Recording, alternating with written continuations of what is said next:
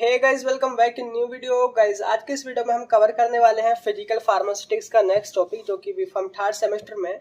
तो last time हमने cover करा था सॉल्यूट सॉल्वेंट इंटरेक्शन। तो प्लेलिस्ट को आप शुरू से वॉच करते आना। बात करते हैं जो आज हम कवर करने वाले हैं वो है आइडियल सॉल्युबिलिटी पैरामीटर।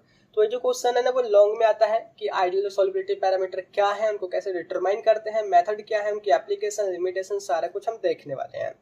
तो चलिए करते हैं वीडियो को स्टार्ट। और उससे पहले मैं आपको बता दूं कि मेरा नाम है सहरुद्दीन खान और आप देख रहे हैं अपना यूट्यूब चैनल फार्मेसी वाला। तो आपको पता ही होगा कि हम जो प्रीवियस क्वेश्चन पेपर सॉल्व करते हैं साथ के साथ, और बाकी जो नोट्स आपको फार्मेसी वाला ऐप पे मिल जाएंगे, लिंक आपको डिस्क्रिप्शन में मिल जाएगा, चेकआउट जरूर से कर लेना। और जैसे कि आपको पता ही होगा कि हम जो है 3 साल के प्रीवियस क्वेश्चन पेपर को सॉल्व करते हैं।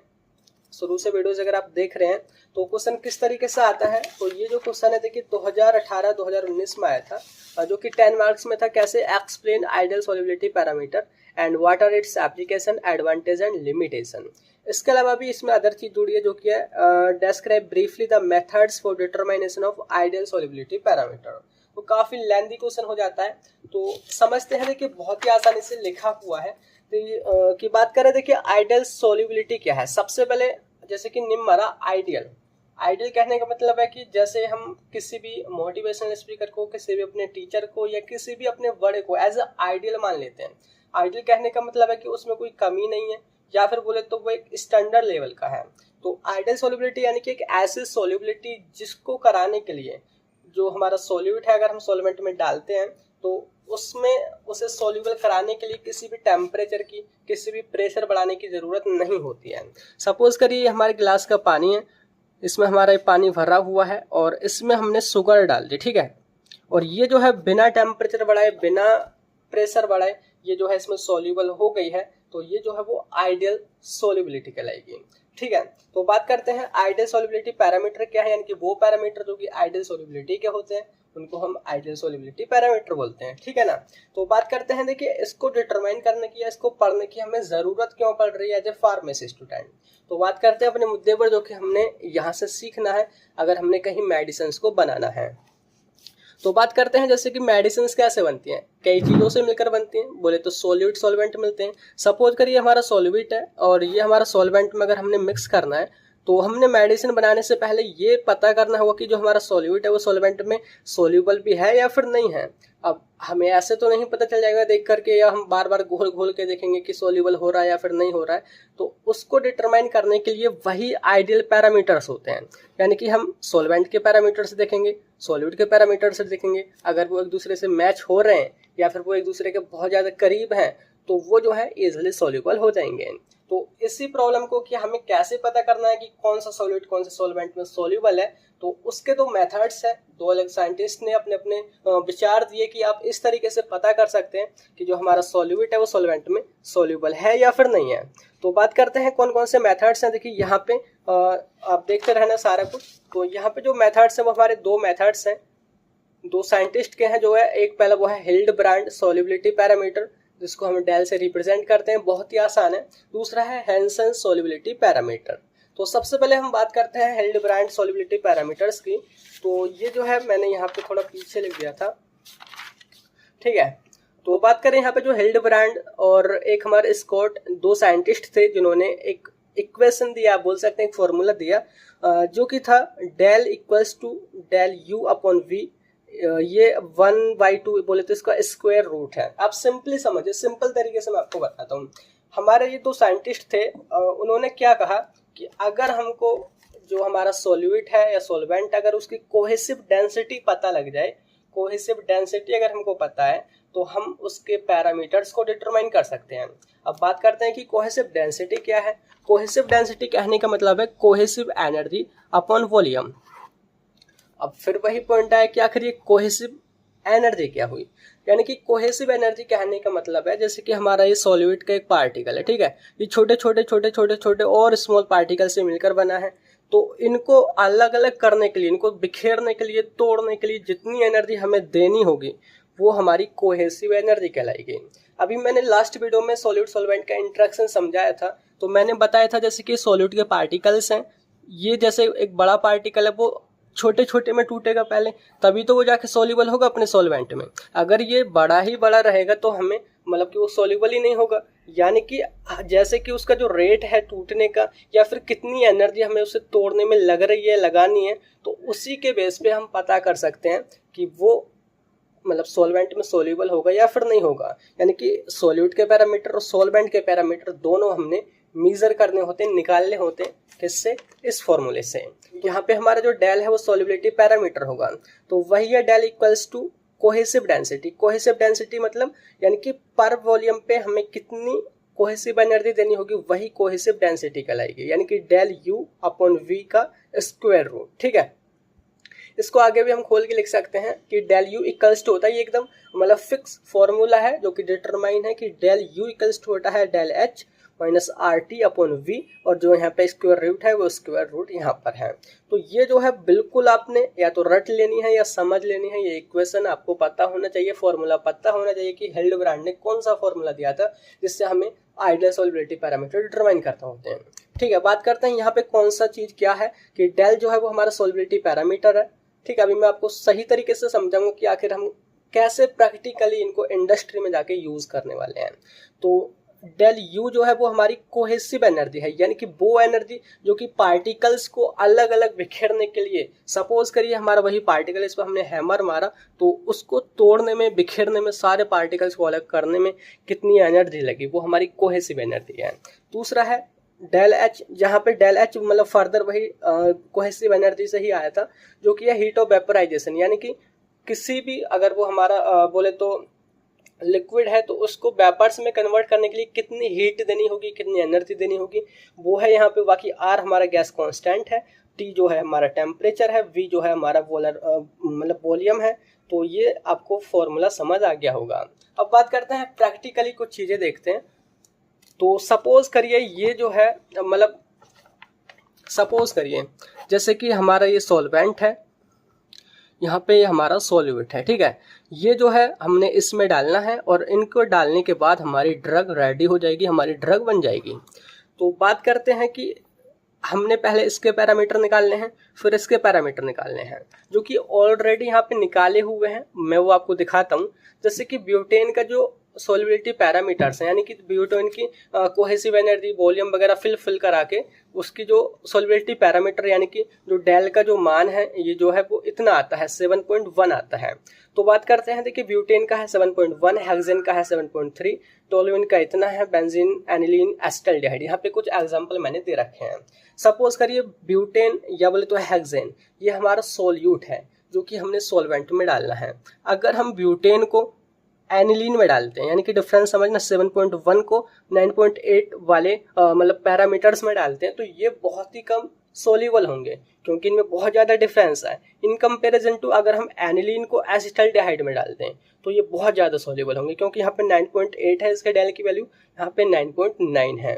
यानी कि जितने करीब उनके आइडियल सोल्युबिलिटी पैरामीटर्स की वैल्यू होगी वो उतने ही ज़्यादा सोल्यूबल होंगे। तो आई होप इससे आपको समझ आ गया होगा कि सिंपली अगर हमने किसी भी ड्रग को बनाना है तो उसके सॉल्यूट की सॉल्युबिलिटी चेक करने के लिए उसके पैरामीटर निकालेंगे, सॉल्वेंट के पैरामीटर निकालेंगे, दोनों को मैच करेंगे, कितने ज़्यादा मैच हो रहे हैं तो फिर पक्का वो फिर हमारे सॉल्युबल होने वाले हैं, हमारी ड्रग रेडी हो जाएगी। तो आई होप ये कॉन्सेप्ट आपको समझ आ गया होगा। तो वही मैंने यहाँ पे आगे जो भी है सारा कुछ लिख रखा है। ठीक है, तो दूसरा जो मेथड अगर हम उसकी बात करें तो वो है हमारा हेंसन सॉल्युबिलिटी पैरामीटर।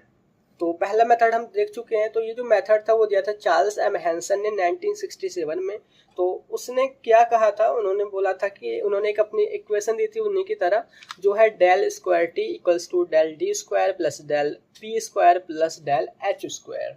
तो बात करते हैं इसका मतलब क्या हुआ कि जो हमारा हिल्डेब्रांड का जो फॉर्मूला था, यानी कि डेल की जो वैल्यू थी उन्होंने 3 चीज़ों में तोड़ दिया, कुछ नहीं करा, तीनों में तोड़ दिया। कौन कौन सी चीज़ों में? तो डेल टी का मान वही total Hildebrand parameter, total Hildebrand parameter equals to, यानी कि वो कहाँ से डेराइव होगा। उन्होंने तो जो हिल्डेब्रांड ने तो डेराइव किया था डेल यू अपॉन वी से किया था, ठीक है, लेकिन ये दूसरे तरीके से डेराइव करेंगे। इन्होंने क्या कहा कि देखिए यहाँ पे सबसे पहले मान है वो है डी का।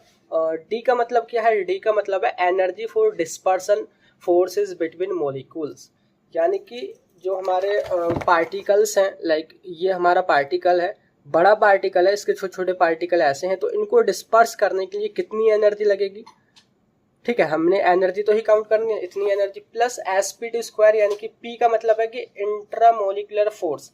जो हमारे पार्टिकल्स हैं, ऐसे ही हमारे पार्टिकल्स हैं, उनके बीच में इंट्रामोलिकुलर फोर्स कितना है, इंट्रा मोलिकुलर फोर्स। ठीक है, तो ये हो गया दूसरा पॉइंट। एंड तीसरा है the energy from hydrogen bond. Hydrogen bond भी तो होता है पार्टिकल्स के बीच में, तो उन बॉन्ड को तोड़ने के लिए कितनी एनर्जी लगेगी, यानी कि तीनों जगह हमने इतनी इतनी एनर्जी देनी है।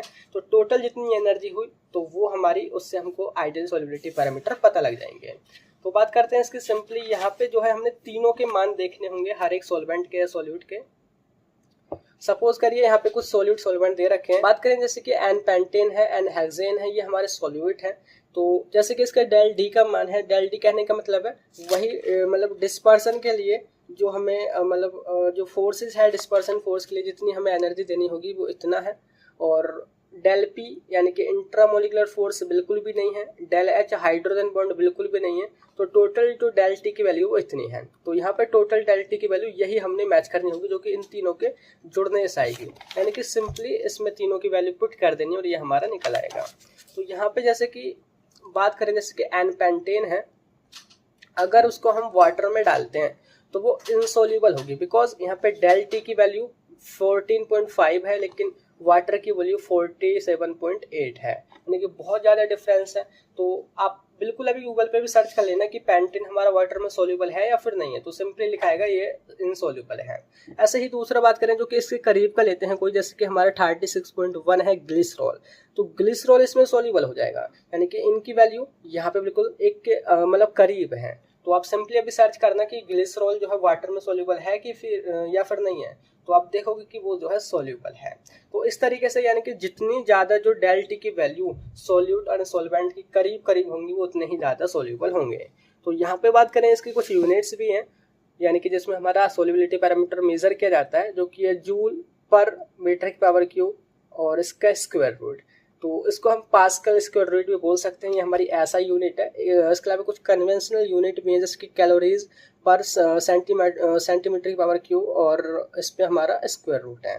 ठीक है, तो ये है हमारे इसके यूनिट। इसके अलावा कुछ और पैरामीटर्स होते हैं जो कि हमने देखने होते हैं। देखिए सबसे पहले है more similarity in the structure of solute and solvent greater the solubility, यानी कि सॉल्यूट एंड सॉल्वेंट की स्ट्रक्चर जितनी एक दूसरे से मिलती जुलती होंगी। मिलती जुलती कहने का मतलब है जैसे कि सपोज करिए किसी के अंदर जैसे कि वाटर में अगर हमने मिक्स करना है कोई सॉल्यूट को, ये हमारा सॉल्वेंट है, अगर उसके अंदर OH ग्रुप है, CHO ग्रुप है, यानी कि पोलर ग्रुप है, तो वो ज़्यादा जल्दी उसमें सॉल्युबल हो जाएगा। तो इस तरीके से जितनी ज़्यादा स्ट्रक्चर मैच सी होगी वो उतनी ही ज़्यादा सॉल्युबल होगा। ठीक है, सेकंड है polar solute dissolve in polar solvent and non polar solute dissolve in non polar solvent. ये तो हमने स्टार्टिंग से ही देखा है कि पोलर सॉल्वेंट पोलर सॉल्यूट में डिसॉल्व होंगे, या sorry polar solute polar solvent में, और non polar solute non polar solvent में।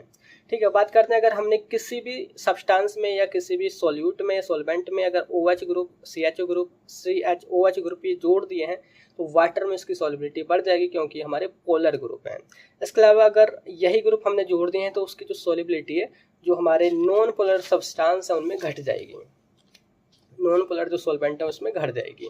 नेक्स्ट देखिए, if we add halogen group like chloro, fluoro, bromo, so it decrease solubility. अगर हमने कोई ऐसे ग्रुप जोड़ जैसे क्लोरो है, फ्लोरो, ब्रोमीन वगैरह, तो ये जो है सॉल्युबिलिटी को घटा देते हैं। ये कुछ पैरामीटर्स है, यानी कि ये हमें देख के चलने होते हैं अगर हम मेडिसिन को बना रहे हैं। इसके अलावा if we do branching in structure so solubility increase. अगर हम स्ट्रक्चर का मतलब जैसे कोई जैसे हर एक की स्ट्रक्चर होती है ना, कोई भी हम ले सकते हैं।